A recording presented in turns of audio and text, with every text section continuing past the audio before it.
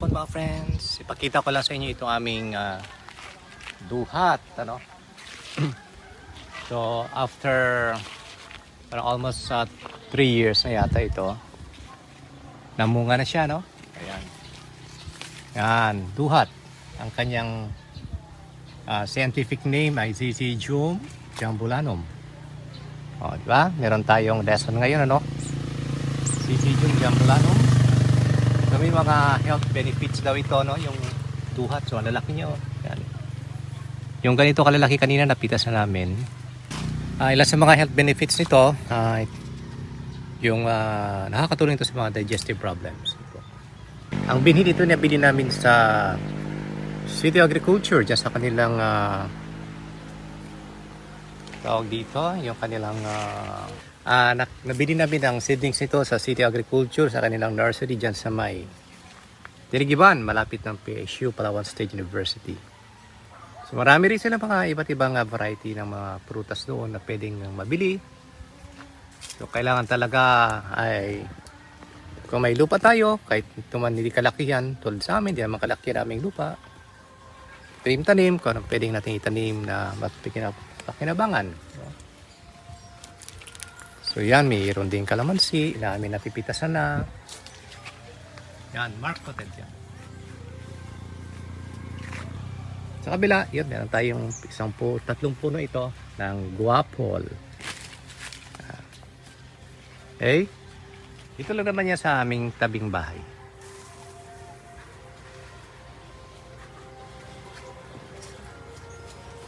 Look, kita isa.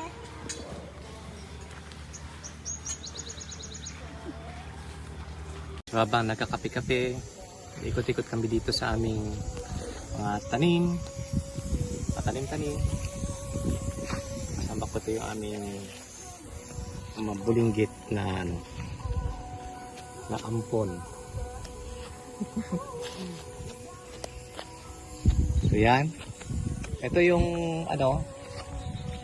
maliit na ilang taon na rin itong rambutan. So mayroon na rin siyang mga bulaklak.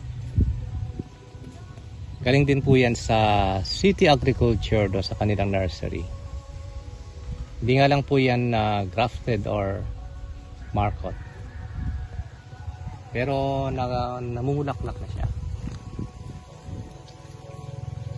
Yung aming bayabas, namatay ng tag-init. Sobrang init.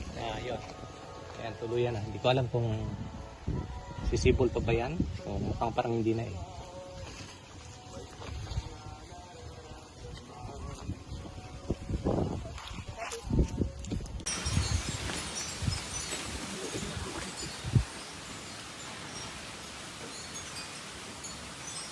Ito na lang kaya ang ilipat mo dyan kasi ito malaki-laki ito para dito sa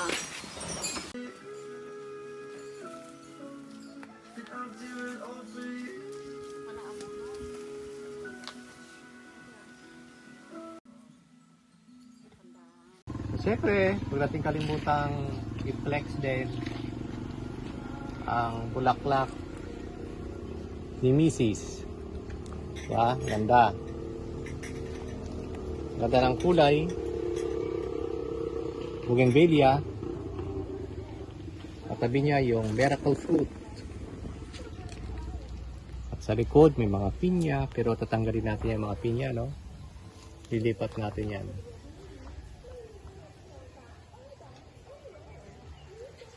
So yan ang kanya mga halaman. So ang punong ito, golden shower. Yung nakaraan, ang dami-daming bulaklak, kulay yellow. Walang puno ng bulaklak, pero umulan na. Kaya nalagas na siya. Kapag namulaklak uli yan, dilaw na dilaw.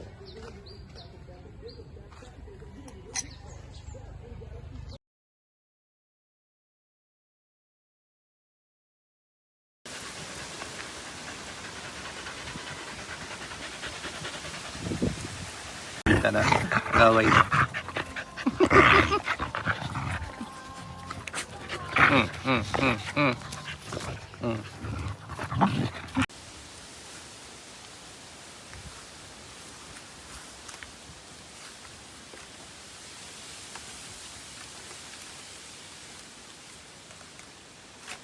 So ito yung aming lemon. Hindi pa siya nakatanim sa ground. Pero meron na siyang bunga yan, no? Nakaraan, meron na kami napitas na kulay yellow. Yan. Nabili lang ito ni Mrs. sa online. Sumibol dito. Ano bang tawag dito? Kung sa mga medyo expert yan. Hindi raw na kailangan patubuin ito.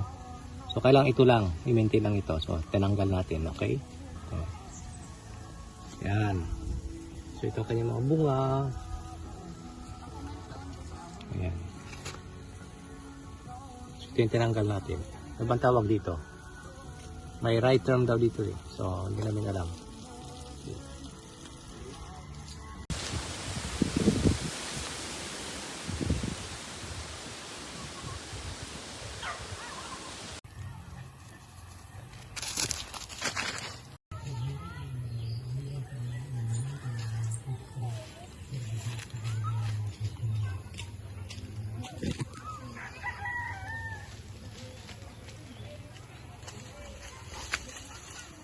Daddy.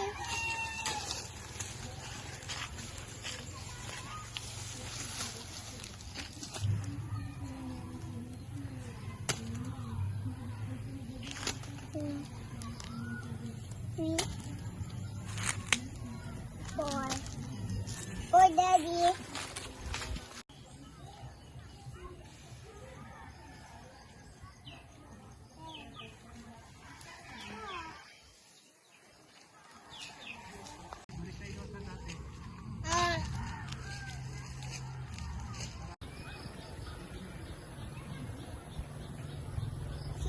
Tara na. Tara na. One, two, two, three, four, five, six, seven, eight.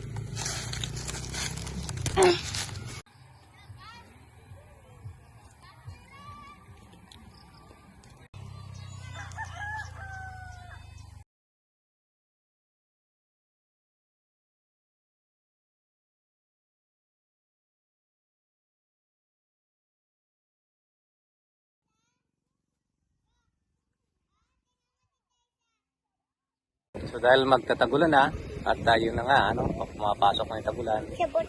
May mga kapitbahay dito sisimula sila mag-araro ng kanilang mga basakan. So yan. Simula ng araruhin paghahanda para sa tagulan. Pagkukunan ng bigas.